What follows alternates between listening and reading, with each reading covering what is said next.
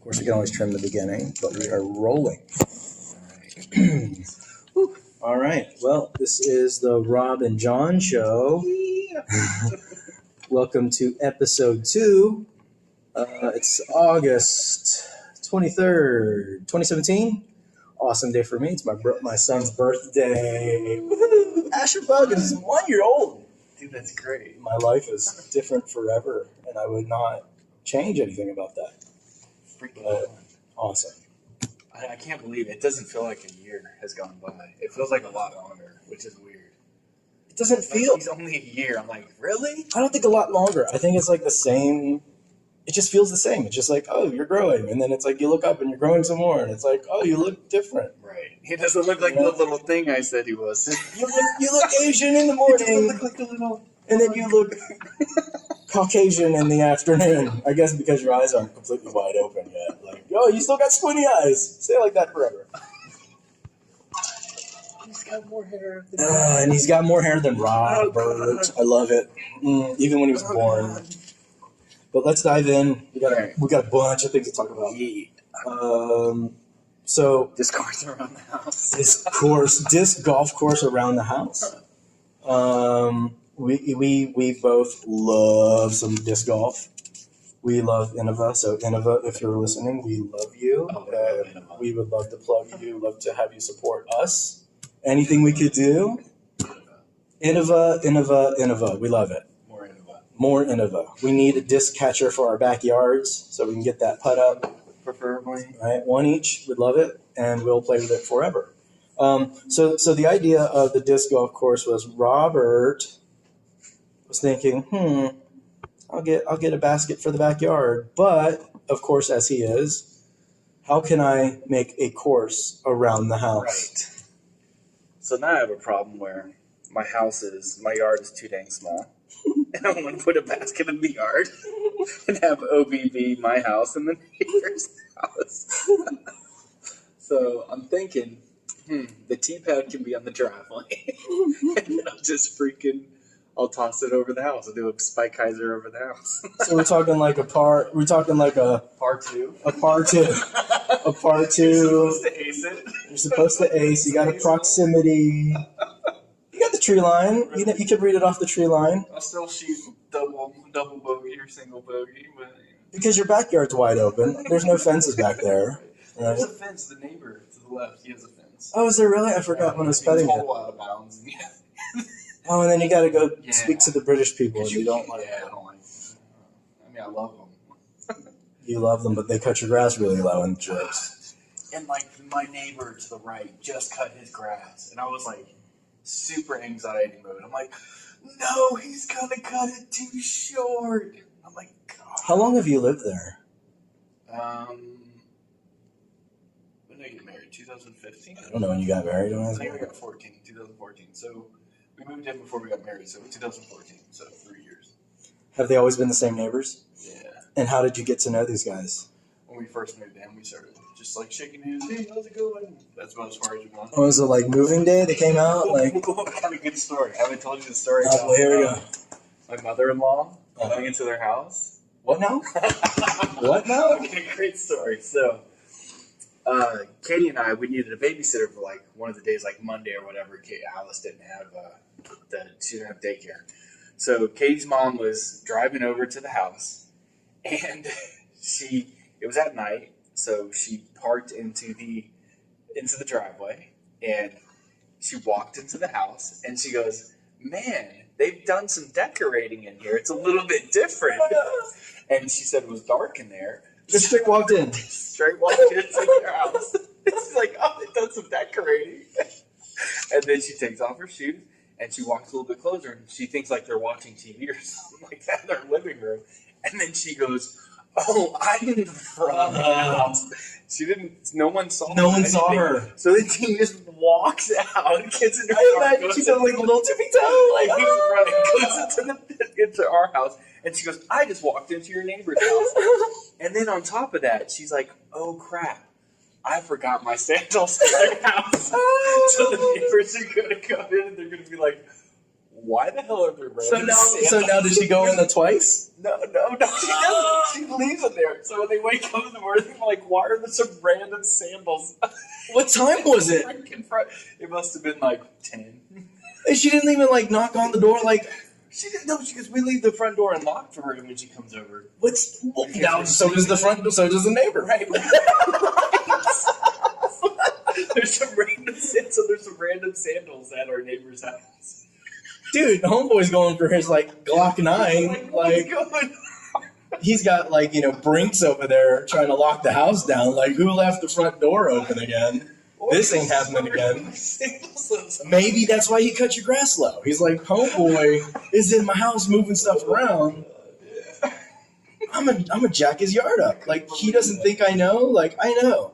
So what happened to the sandals? I don't know. No, they're just gone forever. Oh no. Okay. Wait. Katie, like literally like maybe 6 months later, or no, it must have been shorter than that. Maybe like 2 months later. The neighbors were outside. I think it was their kids.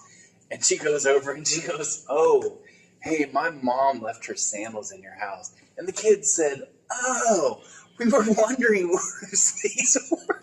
It's the parents. It's the kids. Oh my God, the kid goes 8 weeks go by, and they're looking at these things like, who the hell sandals are these? what is this? Well, I guess that's better. The longer you wait, because you have parties and get-togethers, people get drunk, you forget. You're like, random sandals. Maybe they were our friends. Now, if it was like a day, it'd be like, no one's been here. Why are you in my house? Like, I think, yeah, maybe the longer is the better. So, yeah. Oh, my gosh. See, only in St. Johns County is that, unoffensible. Because it's like, you go anywhere else, you get like a shotgun to your face. Trouble, right? Or you're going to get the cops. Like, yo, somebody got shoes in my house. I don't know who it is, right? Like, just walks in at night, man. It was fun. I mean, you got the most nice Catholic lady, and she's like, uh-oh. I imagine she's in there for like 30 seconds, like straight up cleaning things. Like, she's like, what? Oh, this picture's offline. Let me fix that. I'm like, wait, that's not robbery. So the thing is like, they're Indian too. So, like, their decor was like probably a little... much different than American style. That we would have. So she's probably like, what? Oh, they're Indians. Yeah. So she's like, what the heck is going on? Eastern Indian? Or like... Yeah, like European. Not native. Yeah.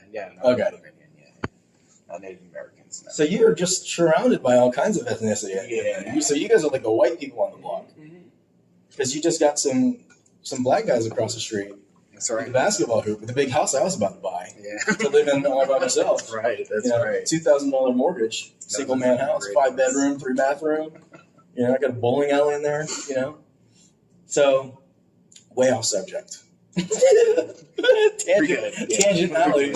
So disc golf course, 4-hole course, hole 1. One in each side of the house. 75 feet, power hyzer to the left. What we're looking for, par 2. Then what's hole 2? Well, there is like a so there's like the house is like. So what you're seeing, Robert's drawing a box, the house, and here's the yard. and then the yard boundary. The little thin. And over here, there's the neighbor's house, right, with his fence. So to the left. There's a fence there. Didn't even realize there was a fence there. This guy's house. So here's the driveway.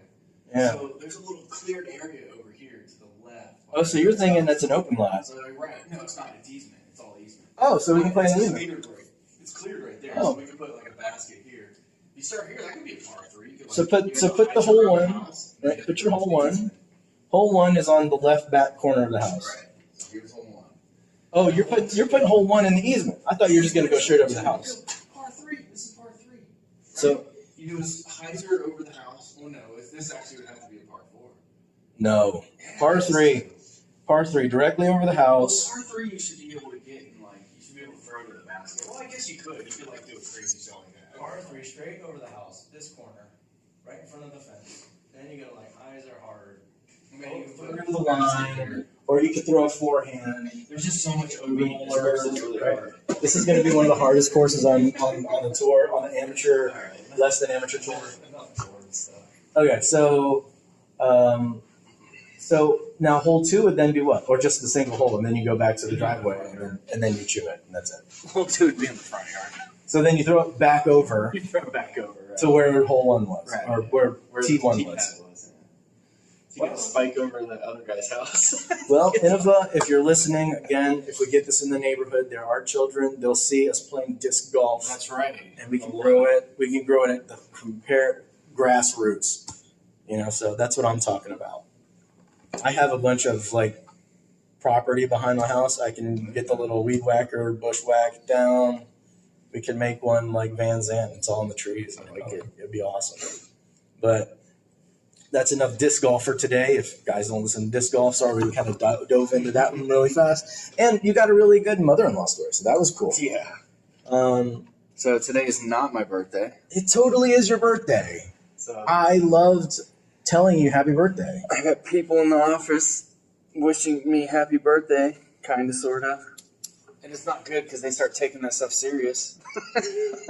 Lisa, come over. Where the cupcakes at? That was awkward and not fun this morning. Totally achieved what you didn't want. I love it because it's like, don't say that. Well, tell me to do something not to do. I am going to do it more. Please. Happy birthday, Rob. Oh, it's your birthday today? Yeah. And then you amplify it again. Everyone hates that. It's your... And then people feel bad because it's like, it's Robert's birthday. We didn't do anything. Oh, we didn't do anything. Oh. That's what we have to specify. I do not work on my birthday. But we don't care. Yeah, neither do I. I never come here on my birthday. I only came to bring Asher. But there's some people like my wife. She wants to work on her birthday.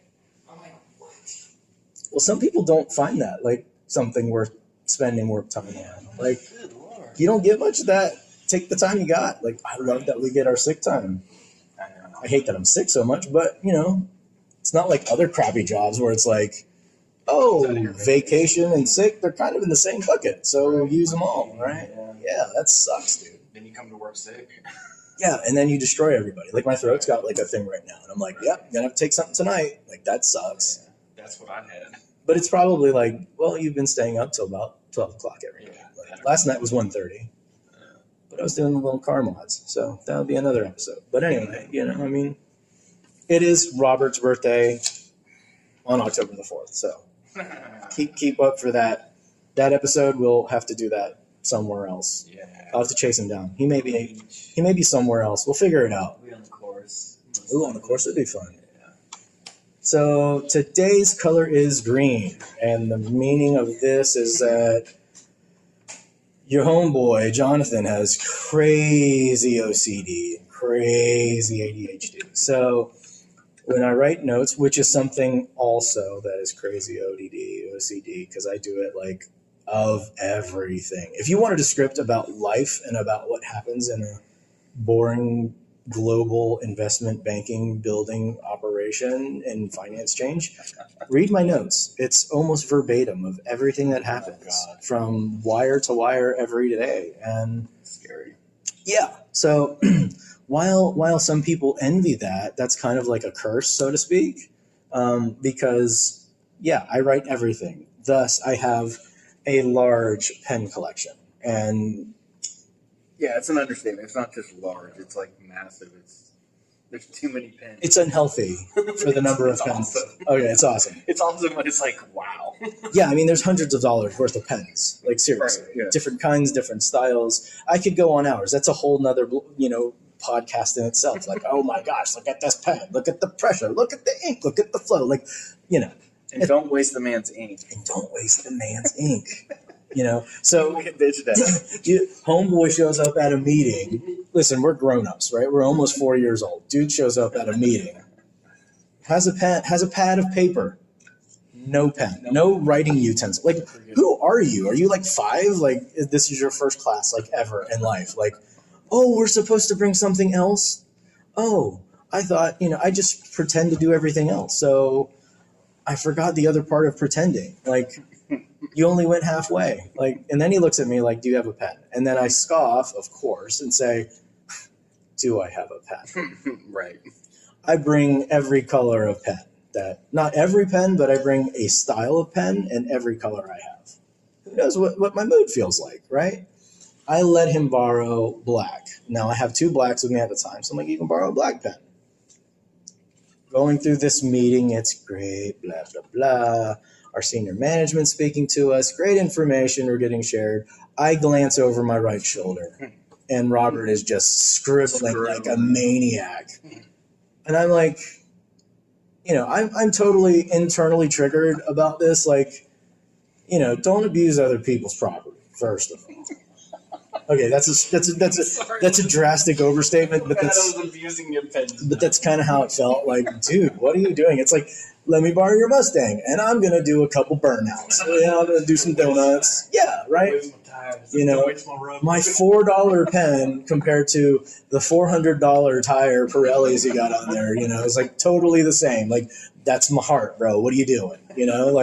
So I look over, Maniac's scribbling out a scribble because he didn't even write anything. He's just scribbling to scribble. It's like he should be on OCD med or ADHD med or something. I think I was scribbling like we were writing messages. And I was like, I don't think so. We weren't writing at that point because I think you scribbled to scribble. You can look in that notebook you have, and you've written like nothing. 2 things in like the 3 years we've worked here. I've had that book for 3 years. Yes, and you're not even halfway through it yet.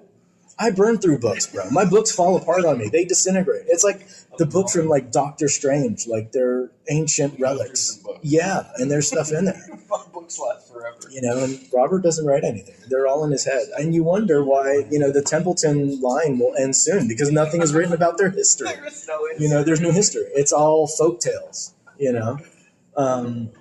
So back to the meeting, he's just scribbling like a maniac. Like, what are you doing? I'm thinking in my head. So I just slightly, quietly, mind you, there's a meeting going on. Senior management, we're little lobies. No one cares about us, but they know that we're there.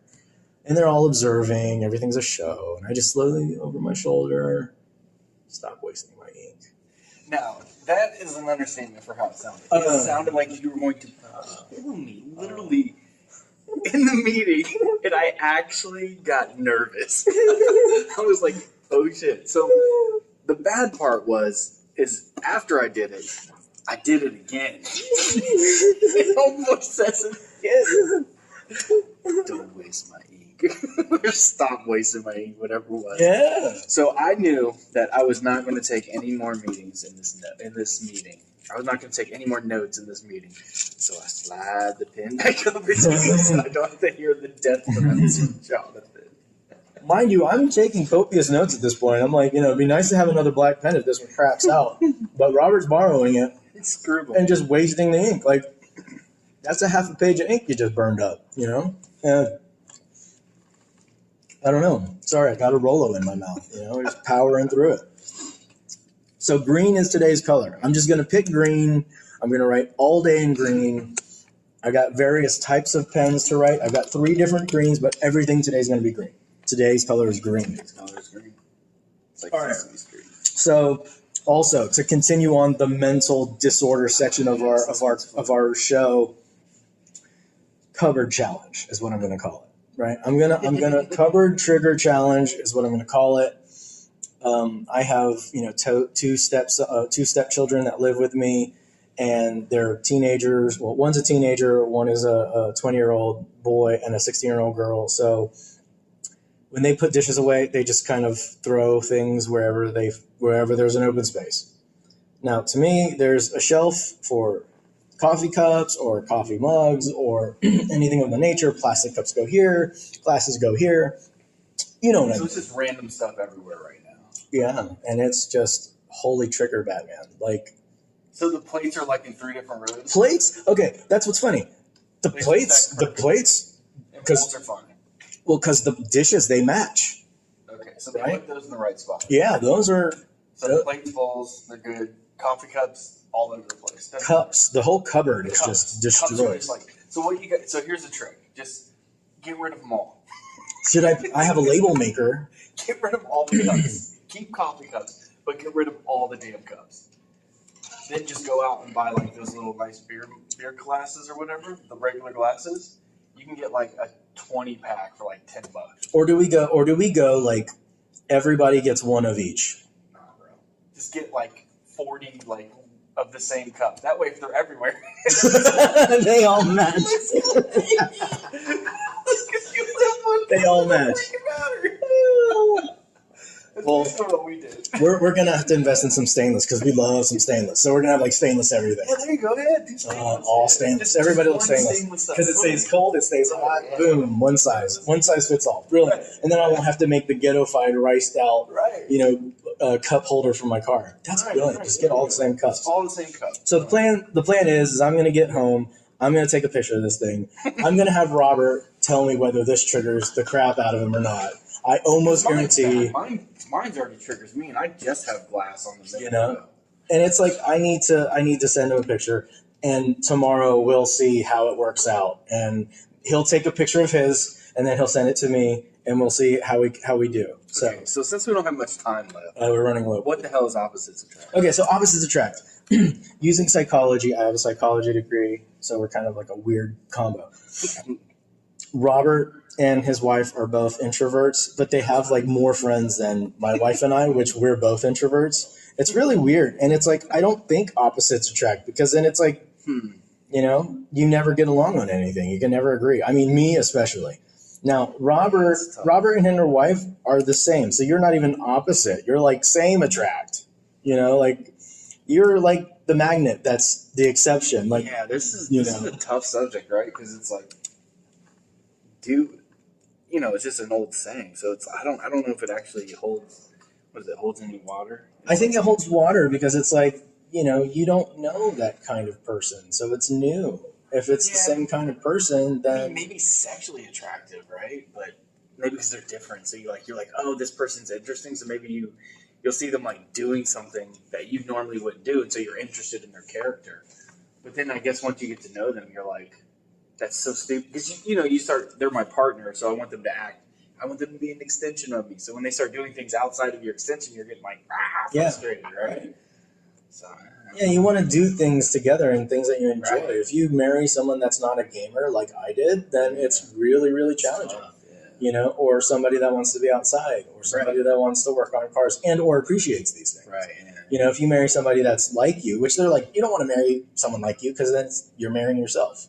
That's kind of what you want. But then you can do things as you grow older together. Right, you know what I mean? Like, right. I have to figure out what it is that she likes, and I don't know what that is. Like, people change too, which is like weird. Yeah. Right. It's like what you wanted to do when you were in your 20s is completely different than what you want to do now, and that's a hard thing too. Is like to mold with your partner because you know you're going to change. Like Katie always says that 20-year-old Robert, she would have never dated. Never. And I'm like, that's crazy. Same thing with Jonathan. She would never have married the 25-year-old Jonathan. She never would have.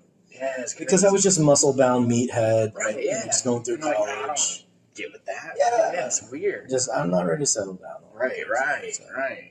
Yeah. But I don't know. I think it's funny. I just found that interesting because you brought that up, and your wife does stuff that my wife doesn't.